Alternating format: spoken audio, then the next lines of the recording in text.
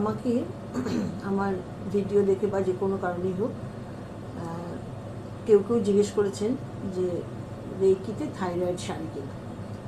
তো আমি তার সবথেকে বড় প্রমাণ আমি, কারণ আমার ছোট্টবেলা থেকে থাইরয়েড ছিল এবং আমি যবে রেইকি শিখেছি একটা অদ্ভুত ব্যাপার, আমি ইলট্রক্সিন বলে একটি ওষুধ আছে সেটা খেতাম এবং আমি যবে থেকে শিখেছি তারপরে বোধহয় 1 বছরও আমি ইলট্রক্সিন আমাকে খেতে হয়নি।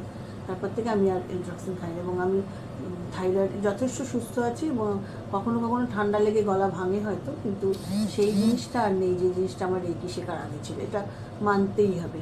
আর এইটা একদম শিওর যে রেইকি শিখলে পরে থাইরয়েডের প্রবলেম একদম সেরে যায়। থাইরয়েড শুধু গলা ভাঙাই নয়, থাইরয়েডের জন্য মেয়েলি নানান রকম প্রবলেম আসে, সমস্ত কিছু একদম সেরে যায় থাইরয়েড শিখলে। থাইরয়েডে এত সুন্দর ট্রিটমেন্ট হয় রেইকিতে, সেটা মানে বলার মানে কোনো অপেক্ষা রাখে না যে আমার কিভাবে সেরেছে। বিভিন্ন চক্র সম্বন্ধে বলার পরে দু একটা প্রশ্ন পাই, যে অনেকগুলো প্রশ্ন আছে কিন্তু তার মধ্যে কমন কিছু প্রশ্ন আছে, যেমন অনেকেই আমাকে বিশুদ্ধ চক্র সম্বন্ধে জিজ্ঞেস করেছেন বা থ্রোট চক্র, বিশুদ্ধ চক্র বা থ্রোট চক্র, যার কালার আকাশ নীল এবং যার মন্ত্র হচ্ছে হাম।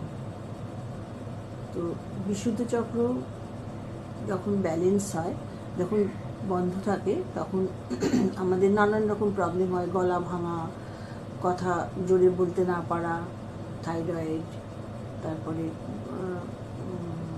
ফ্যারিঞ্জাইটিস, ল্যারিঞ্জাইটিস, বিভিন্ন রকমের গলার প্রবলেম হয়, যেটা আমরা সবাই ভুগি, এমন নয় যে গলার জন্য ভুগি না বা কিছু।